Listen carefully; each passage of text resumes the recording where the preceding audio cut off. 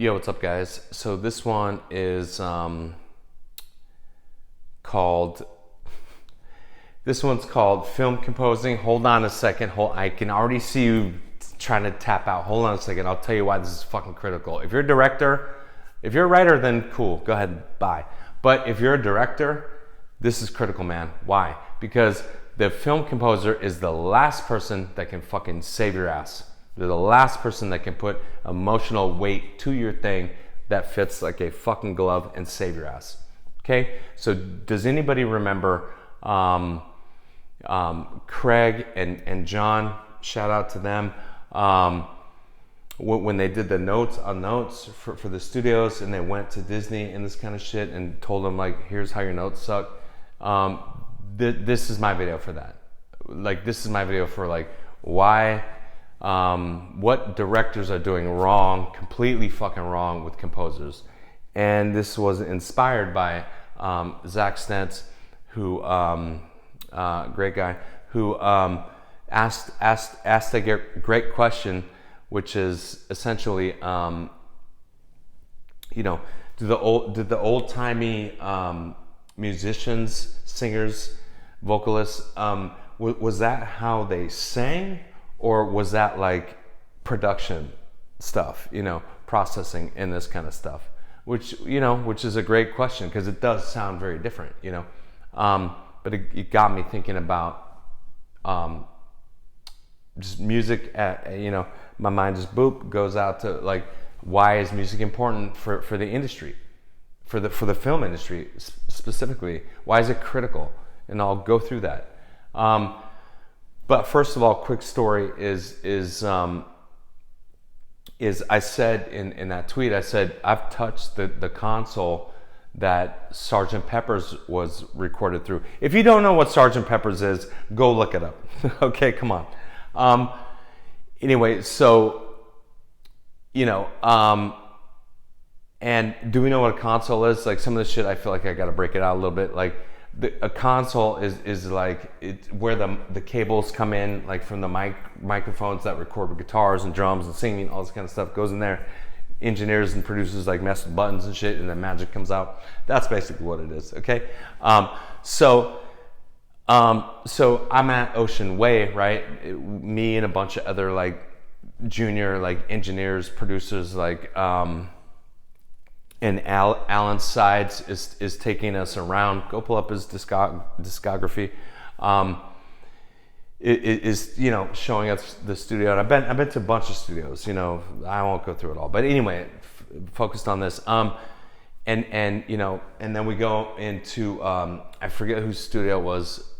They're widely known producer. I'm blanking on their name, but I can see the studio. The studio looks like straight out of like, you just step back in time and the Beatles just left like 1 second ago. It's, you can still smell their weed in there, or in incense are burning and this kind of shit. It's kind of like a fucking chill vibe.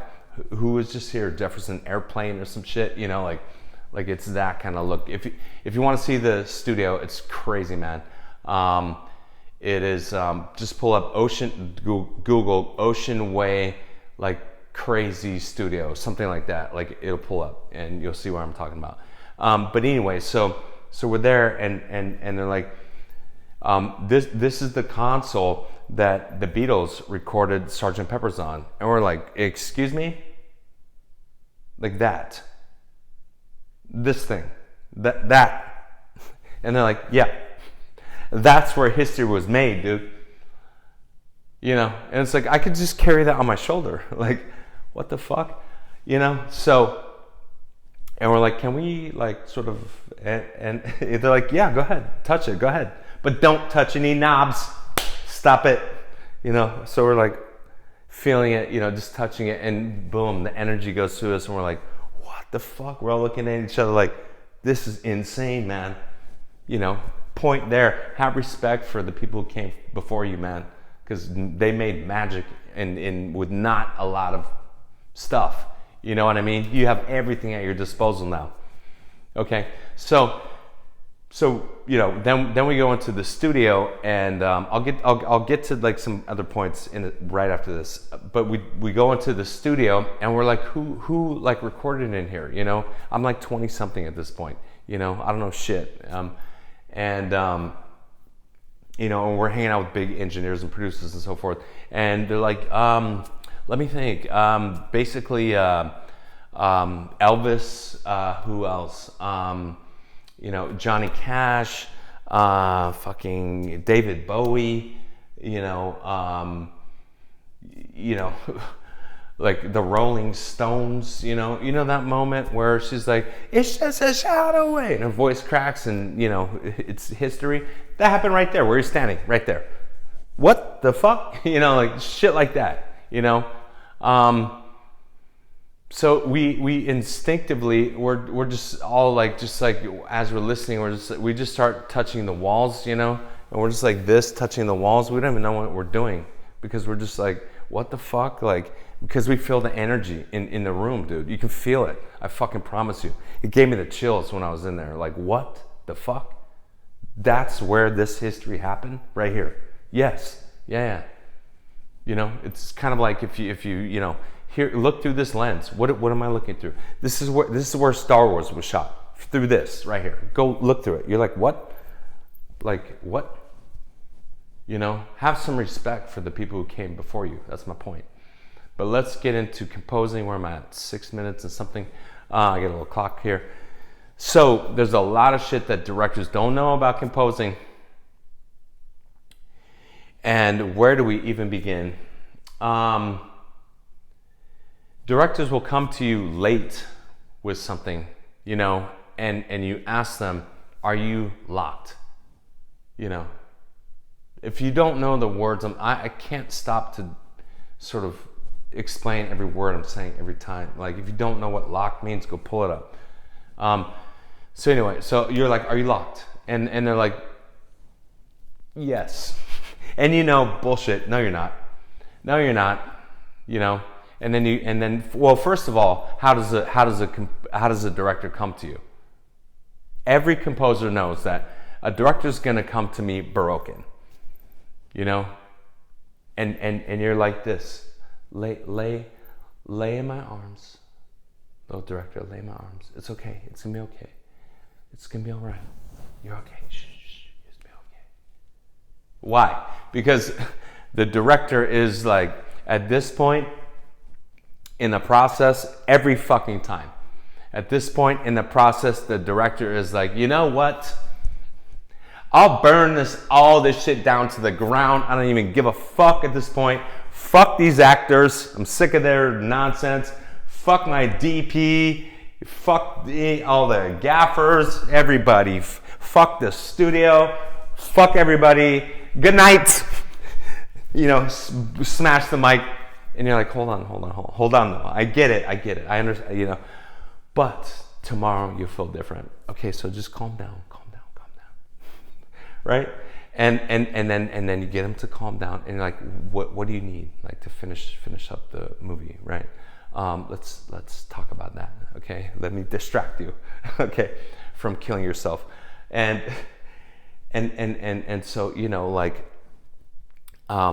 and one of the things I think a lot of directors, newer directors specifically, did I do that? Let me do this first. Let me say that first. Newer directors specifically, and then we'll do a test.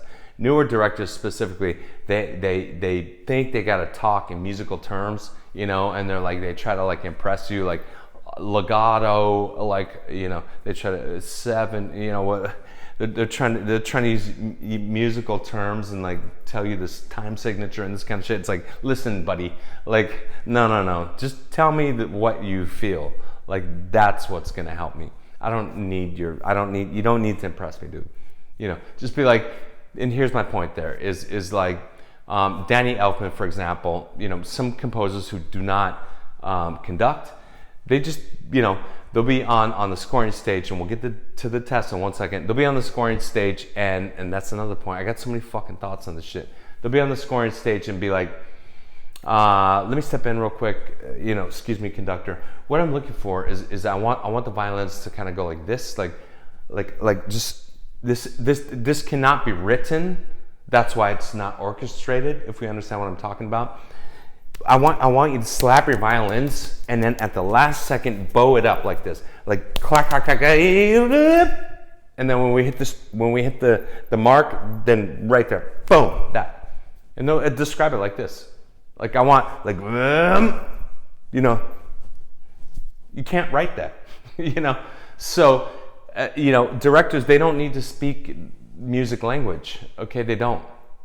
It's not helpful. Here's a test. So, do you know who these directors' composer is? Here we go. Steven Spielberg. Do you know? I hope so. M. Night Shyamalan. Do you know? You should. If you're a director, you should know this shit. Tim Burton. I give you a hint right there. Who else? Did I say M. Night Shyamalan? M. Night Shyamalan. Did I say that already? Okay. No, Chris Nolan. Do you know? Okay, so you should know this shit. If you're a director, you should know this. Because these are huge directors that do you look up to them at all? Do you respect like their game? How they do it? They consider the composing critical, man. Why do you think they're using the same composer every time? You know? And dude, there's so many problems with how the directors come at you as a composer. Here's probably my worst fucking story. Like, I was working with a director and on a little tiny movie, $6 million budget. Okay, so Jason Blum producing, right? Okay, there's some name dropping. But I'm like, what do you want, dude? And he's like, I can't talk right now, dude. I can't talk. And I'm like, dude, he's like, just go write it. And if he sees this, we've talked since then, so everything's fine. But he's like, I can't fucking I can't talk. And I'm like, dude, you have to talk to me because I don't know what you want, man.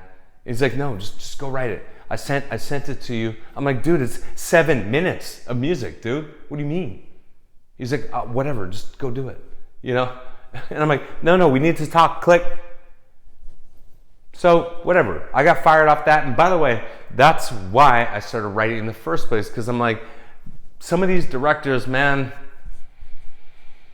you know, I started writing to write musically what I wanted to write to go to the, you know, so I'd have a catalog of shit that I liked.